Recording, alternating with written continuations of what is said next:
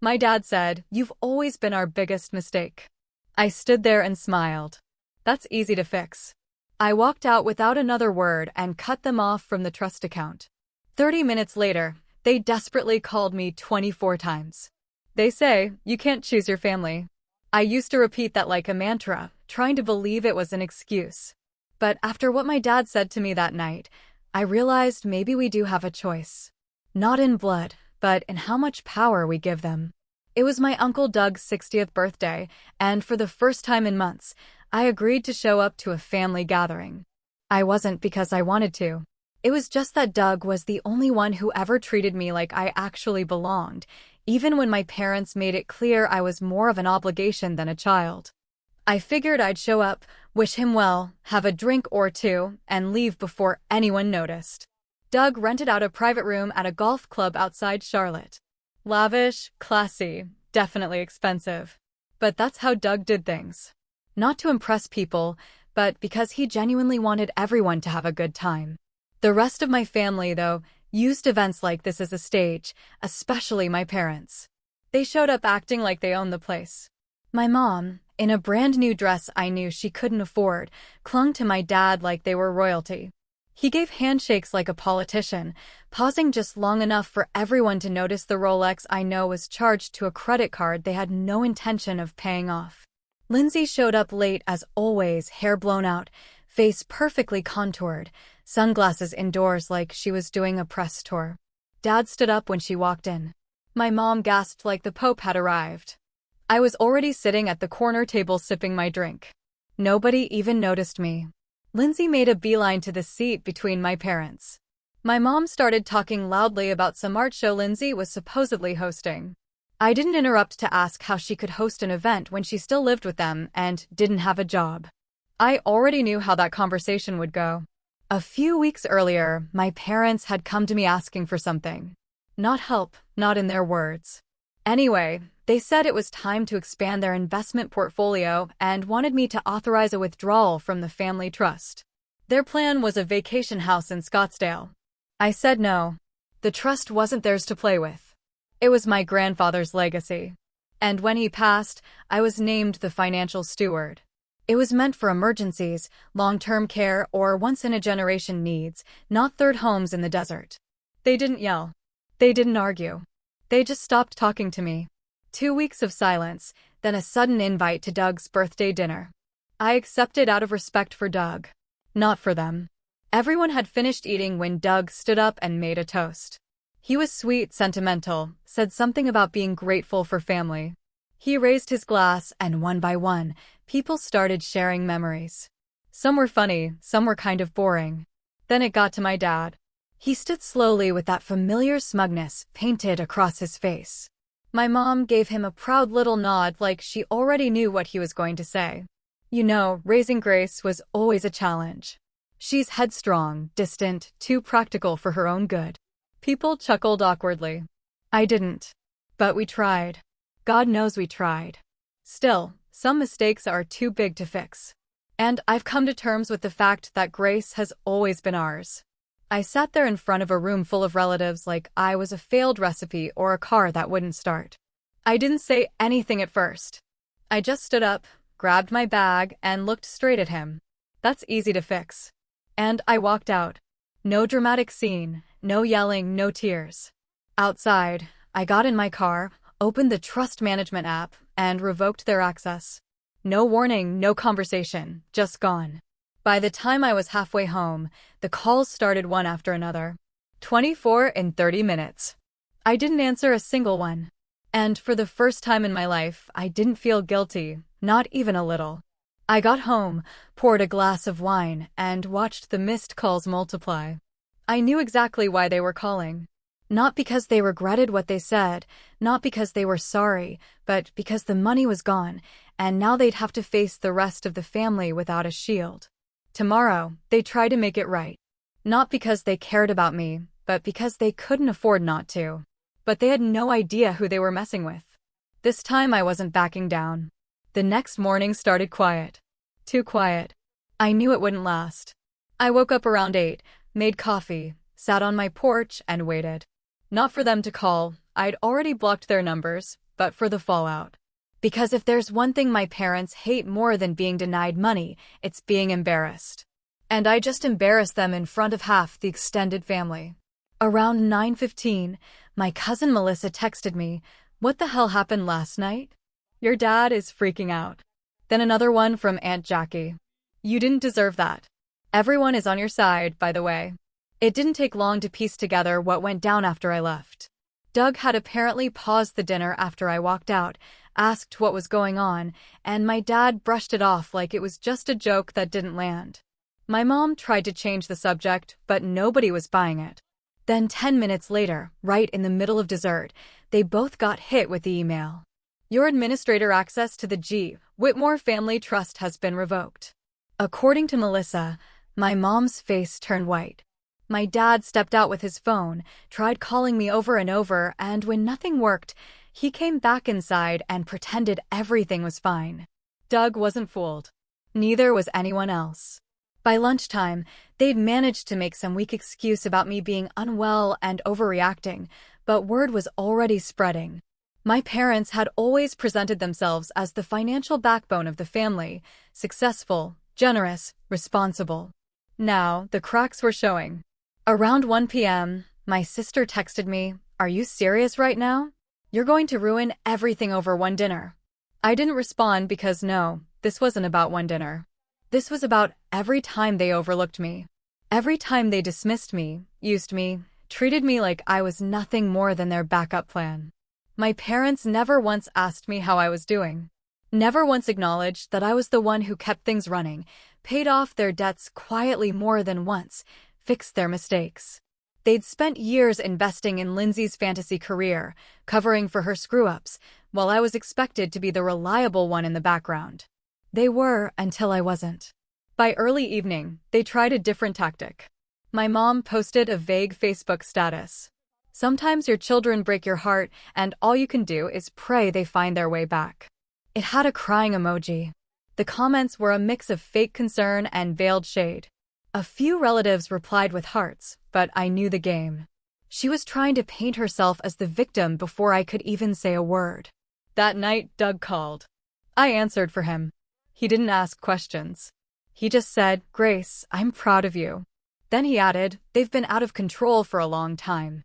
You just did what the rest of us have been too scared to do." We didn't need to say much more than that. But just when I thought it might settle down for a few days, I got a letter in my mailbox the next morning. Handwritten envelope, my dad's handwriting. Inside was a single-page letter. No apology, no explanation, just one line. "We expect you to fix this immediately. You're being unreasonable." That was the moment I knew. They didn't just want access to the trust. They believed they were entitled to it. This wasn't a misunderstanding. It was a declaration. So, I wrote one of my own. I drafted a legal notice, signed it, and sent it via my lawyer that afternoon. Effective immediately, they were to have zero access to funds, records, or communication regarding the trust. Any attempt to interfere would be documented. I thought maybe that would slow them down. But instead, it lit a fire because they didn't just want money anymore. They wanted control. And if they couldn't buy me, they'd try to break me. They were just getting started. But so was I. By day 3, the mask had completely slipped. They weren't even trying to pretend anymore. Lindsay called from a new number, left a voicemail I didn't bother listening to. A few hours later, I noticed someone had tried and failed to access the trust account online. I got the alert immediately. Wrong password attempts. Blocked IP twice. They were grasping now. I guess it never occurred to them that I might actually follow through, that I wouldn't crack under pressure or guilt or the family's manufactured outrage. But the outrage wasn't going the way they expected. Doug wasn't staying quiet. Neither was Melissa. Turns out when you humiliate your own daughter in front of people who've known her since birth and then try to lie your way out of it, people talk. And the more they talked, the more stories came out. Melissa called me that evening. She said Lindsay had gone off at brunch with a few cousins, screaming that I had sabotaged the family and that I was jealous. She apparently claimed I had always resented her because she was loved more. No one responded. They just let her spiral. The next day, I got a text from Aunt Jackie. Your mom said at church this morning that you're going through a mental breakdown. Thought you should know. So that was the angle now. They couldn't reach me. Couldn't control the money. So they started smearing me. Gaslight me into being the villain. Twist the story so people would see them as victims. Except this time no one was buying it. Doug stepped in again. He sent a message to the extended family group chat, one I'd muted years ago, saying my dad's toast was unacceptable, that the trust fund decision was within my full legal rights, and that any gossip or manipulation would be met with facts. He said, and I quote, "Grace has done more for this family than most of us even realize." And he didn't stop there. Doug showed up at my parents' house that evening, not to smooth things over, to call them out. Melissa told me later how it went. He walked in, handed them a printed copy of my dad's "You've always been our biggest mistake" quote the one half the room had heard, and the other half now knew word for word, and said, "Fix it publicly or you're done." My parents tried to backpedal, claimed it was a joke, said I was too sensitive. Doug didn't even stay for coffee. Later that night, I got a long email from my mother. No apology, no ownership, just paragraphs about how much they'd sacrificed for me, how hard parenting is, how disappointed they were that I didn't come to them directly. She asked if I could at least unfreeze access to the emergency medical funds, because my dad had been having chest pains from all the stress. I forwarded it to my lawyer and went to bed. The next morning, I woke up to chaos. My mom had posted a long public message on Facebook, a full-blown meltdown, claiming she and my father had suffered enough and that their daughter's betrayal had left them financially devastated. It was vague, dramatic, and clearly written to provoke sympathy. But it backfired. The comments were brutal. "Aunt Jackie, maybe don't insult your own daughter in public and expect her to fund your lifestyle." "Melissa, we were all there. It wasn't a misunderstanding.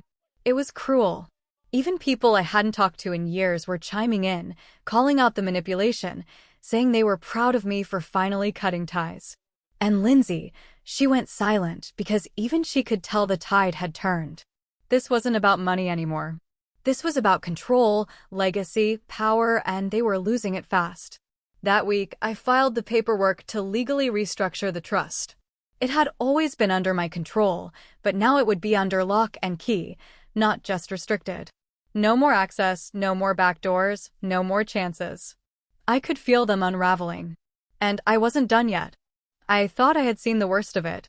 I thought blocking them from the trust and surviving their public tantrums was the climax. I was wrong. By the end of the week, they got creative. It started with a knock on my door. I live in a gated neighborhood. No one shows up unannounced unless they're invited or dangerous. It was Saturday morning.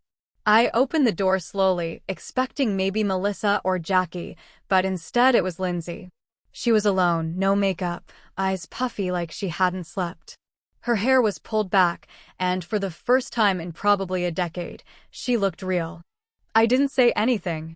I just waited. She asked if she could come in. I hesitated, then stepped aside. She didn't sit. She didn't cry. She stood in my living room, looked around, and said quietly that things were worse than I thought. Not just with my parents, with everything. She told me they were in deep financially. She didn't know the numbers, but she'd overheard them talking about second mortgages, quiet loans, default notices. Their business consultant, a guy I had met once years ago and instantly distrusted, had drained them dry and then disappeared. That's when she said the thing I didn't expect. They'd already started trying to sell the house, the main one, the one with the giant staircase and backyard pool where every family holiday had been staged like a magazine shoot. They were trying to offload it fast, quietly without letting the rest of the family know, but no one was buying. Market was down and word was getting around that they were desperate. Lindsay said my name was still tied to part of the deed. Grandpa had set it up that way, a safety clause when the trust was formed. They never told me, never asked for my signature, but technically they couldn't sell without me. That's why she came, not to apologize, not to mend the relationship. She wanted me to sign. I asked her what would happen if I didn't. She hesitated, then admitted they were planning to fake my signature. They had a document already. They just hadn't gone through with it yet because Lindsay had convinced them she could talk me into it. I asked her why she was telling me. She said she didn't want to be dragged down with them, that they were losing it, that my mom was talking about moving in with her sister and my dad had been drinking during the day. Then she looked me in the eye and said something I didn't expect to hear from her. They really did treat you like crap. I knew it and I let it happen. I didn't respond because I couldn't tell if it was real regret or just another performance. But I told her this. If they tried to forge my signature, I would press charges. No hesitation. And if she was even remotely involved, I'd take her down with them. She nodded once, didn't argue, didn't even look surprised. She left without another word. The next morning, Doug called me. Apparently, my dad had shown up at his house uninvited at 7 a.m., said he needed help. Said I had destroyed the family. Said they were going to lose everything. Doug didn't budge. He told him this was all self-inflicted. That I wasn't to blame for any of it. That maybe for once in his life he should consider saying the two words that might have saved everything: I'm sorry. My dad said nothing, just stormed out. That night, I got an email from a lawyer I'd never heard of. Attached were scanned copies of forged documents, the ones with my fake signature.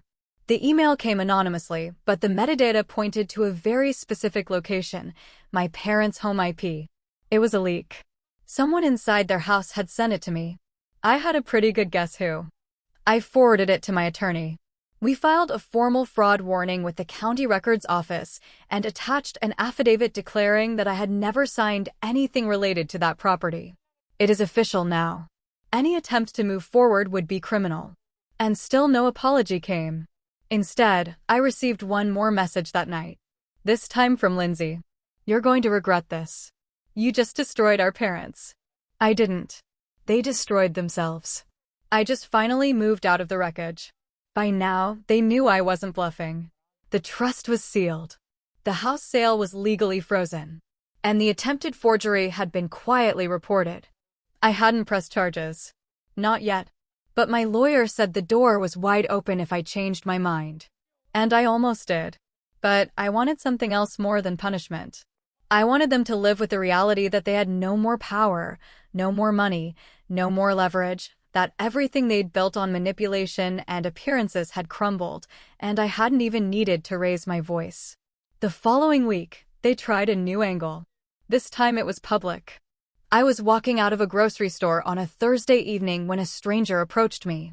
A woman in her 60s, friendly face. She asked if I was Grace Whitmore. I nodded, a little unsure. She said she was from a local church group. That my mom had been attending recently, that she'd been talking about her estranged daughter, and how badly she missed me, that she'd just like to talk. I laughed. Right there in the parking lot. I asked the woman if my mom had mentioned why I stopped speaking to her. She looked uncomfortable and said my mom had said it was over a misunderstanding about finances. A misunderstanding. That's what they were telling people now. Not the part where my dad called me the family's biggest mistake in front of 20 people. Not the part where they tried to rob the trust blind. Not the forgery. Just a vague misunderstanding. I told the woman I wasn't interested and she left politely. But I knew exactly what my mom was doing. She was playing victim in front of anyone who'd listen. She was building a version of the story where I was the bitter daughter, the cold one who cut off her aging parents for no reason. And the only way I knew how to fight that was with silence, because their desperation wasn't hurting me anymore. It was just exposing them. That weekend, Doug hosted a casual dinner at his house. Smaller crowd this time, just the relatives who had been around for the fallout. I almost didn't go, but then I got a text from Doug that simply said, "Trust me, you want to be there." I arrived just after 7. Melissa opened the door. She was grinning. Inside, everyone was already seated around the dining table. Jackie, Doug, a few cousins, and sitting at the far end, clearly out of place, my parents. My dad looked like he hadn't slept in days. My mom had a fake smile plastered on her face like it was all fine. Doug stood up, motioned for me to sit, and then he said, "We're going to finish what they started." He wasn't talking about dinner. He pulled out a small speaker, placed it on the table, and played a recording. It was from the birthday dinner. Someone had recorded my dad's toast, the exact words crystal clear. "You've always been our biggest mistake. You could hear the room react all over again, even on the recording. Then Doug stopped it. He looked at my parents and said, "You will take that back right now in front of everyone and you won't make excuses. You won't explain. You will apologize." They didn't move. Doug sat back down calmly and said, "Or you can leave and don't come back." There was a long silence. Then slowly my dad stood up. He looked around the room, then down at me, and finally muttered, "We're sorry." Doug didn't let that pass. "On your knees." Everyone went still. My mom whispered something to him, but Doug didn't flinch. "On your knees," he repeated. "Or you can walk out of here for good." They hesitated. Then my dad got down first. My mom followed. Her hands shook. They said it again. "We're sorry, Grace." I nodded once, but I didn't say anything. Later, when we were all cleaning up, Melissa asked me how I felt. I told her the truth. I forgave them for show because it was what everyone else wanted. It was the performance they all needed to feel like the story had an ending. But me, I would never forget those words, and I would never actually forgive them because I didn't want to. The next morning, a floral delivery truck showed up at my house. I didn't answer the door. I watched from the kitchen window as the guy stood awkwardly with this giant bouquet of white roses reading my name off a card. After a while, he just left them on the steps and walked off. I didn't touch them, didn't bring them inside. They stayed out there in the sun day after day until the petals browned and curled in on themselves like they were ashamed to still be standing. If they thought flowers were going to fix it, they hadn't learned a damn thing. The dinner the night before had been something out of a surreal movie. Watching my parents kneel in front of me, forced by Doug, not by any shred of guilt, was the strangest feeling. Not satisfying, not emotional, just empty. They didn't mean it. I could tell they weren't sorry for what they did. They were sorry for how it had played out, for being exposed, for losing control. The apology was for the crowd, for the optics. I nodded during it, gave them the reaction people wanted from me, played my part in the little family drama so everyone could sleep better at night. But in my head, I was already gone. Doug called the next afternoon to check in. He said he was proud of me, that what I did took courage, that I'd finally broken the cycle. He said maybe with time I could forgive them for real. I didn't argue with him. He meant well. But I didn't plan on forgiving them. Not now, not ever. This wasn't just about a birthday dinner gone wrong. It was about everything that came before it. Years of being their safety net, their scapegoat, their financial plan B. Years of being invisible until they needed something. The night of the dinner was just the first time they said it out loud. That was a mistake. The next week was quiet on the surface, but underneath things shifted fast. The relatives who had taken their side gone silent, probably too embarrassed to backtrack. The ones who had stayed neutral started reaching out. Subtle texts, offers to meet for coffee, long-winded messages about how families are complicated. I ignored them all. Then something I didn't expect happened. I got an email from a financial institution I barely remembered. One of those legacy firms my grandfather had used back in the early 90s before he'd moved everything to the main trust. I'd left it open as a formality just in case there was anything useful tucked away. Attached to the email were account activity logs. And in those logs were withdrawals, dozens of them, small amounts, usually under $2,000, spaced out over 5 years, but it added up to nearly $30,000. All traced to a card issued in my name, but never authorized by me. I knew immediately who it was. When I took over the trust, I was told everything had been consolidated, that no cards were active outside the main accounts. My dad had told me that himself, looked me right in the eye, and said there was nothing left out there, except there was, and he had it. I sat with it for a few hours, just staring at the numbers, wondering how long they thought they could get away with it, wondering if they'd planned to keep doing it forever. Then I forwarded everything to my lawyer. He called within minutes, said if I wanted to press charges, we had more than enough. Wire fraud, forgery, possibly even identity theft. I didn't say yes, but I didn't say no either. That night, I sat down and made the final changes. I restructured the trust for good. Not just locked them out, but redirected every future dollar. No one in the family would see a cent, not even Lindsay. I created a series of scholarships under my grandfather's name. One's for kids aging out of the foster system, for single moms returning to school, for students who had no one and nothing to fall back on.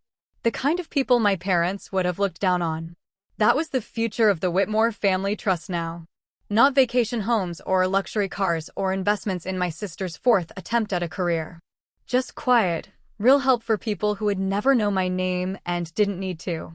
A week later, Lindsay called from another new number. I didn't pick up. Instead, I listened to the voicemail once. Just once. She said they were struggling, that they'd sold off furniture, that my mom had started cashing in jewelry, that the country club memberships were gone, and my dad was getting calls from creditors nonstop, that they were scared. I deleted the message before she finished talking because I wasn't scared. Not anymore. I changed my number after that, closed the last joint account, told the lawyer to keep monitoring the trust and forward me anything suspicious, and then I left.